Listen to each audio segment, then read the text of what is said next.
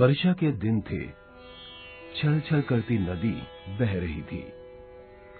एक यात्री साबरमती आश्रम देखने आया था।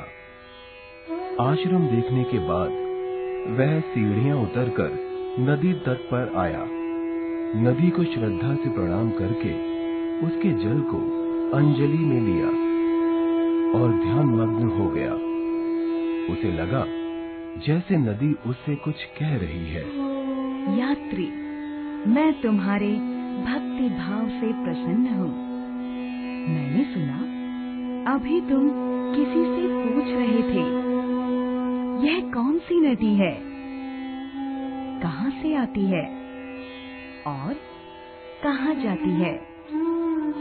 तुमने मुझे श्रद्धा से प्रणाम किया है, मेरे जल की अंजलि दी है, इसलिए तुम पर प्रसन्न होकर मैं अपनी कहानी सुनाती हूँ। सुनो, मेरा नाम तो तुमने जान ही लिया।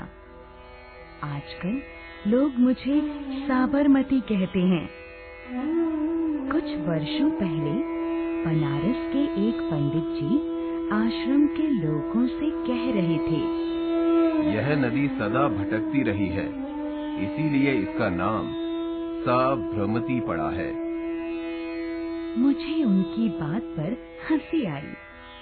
मैं भटकती रहती हूँ तो और नदियाँ क्या घर में बैठी रहती हैं? उनकी बात पर तुम विश्वास मत करना। मेरा नाम साबरमती नहीं, साबरमती है। इधर की लोक भाषा में साबर या सांबर हरिण को कहते हैं। मेरे तट पर साबर खूब पाए जाते हैं, इसीलिए तो लोग मुझे साबरमती कहते हैं। तट पर पाए जाने वाले पशुओं के आधार पर नदियों के नाम रखने की प्रथा पुरानी है। जैसे गाय से गोदावरी और गोमती तथा बाघ से बाघमती इत्यादि। अब सुनो मेरे अवतरण की कहानी। एक बार गुजरात में भयंकर अकाल पड़ा। तालाबों और कुओं में एक बूंद भी पानी नहीं रहा। पेड़ पौधे जलकर राख हो गए। गर्मी से जगह जगह धरती फट गई और उसमें दरारें पड़ गईं। राजा अपनी प्रजा की रक्षा न कर पाए। पशु पक्षी और मनुष्य मरने लगे। ऐसे समय में कश्यप मुनि दौड़े दौड़े भगवान शंकर के पास गए। उन्होंने हाथ जोड़कर प्रार्थना की, हे देवाधिदेव, अपने जटाजूट से गंगा का थोड़ा जल अरावली पर्वत के उस पार भी टपका दीजिए।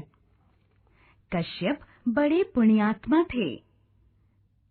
उनकी प्रार्थना स्वीकार करके भगवान शंकर ने गंगा की एक धारा अरावली पहाड़ के उस पार भी बहा दी, जिससे मेरा जन्म हुआ। गुजरात में नदियों की कमी नहीं है।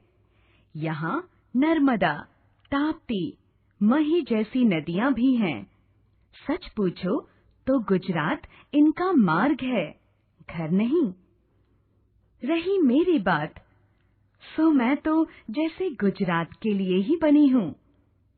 अरावली से निकलकर जब तक समुद्र में गिरती हूँ, तब तक मैं गुजरात का ही हित चिंतन करती रहती हूँ। मेरे तट पर कश्यप, वशिष्ठ, वामदेव, गौतम, गांगेय तथा दधीचि ने तपस्या की है। दधीचि के त्याग की कथा सबको पता है।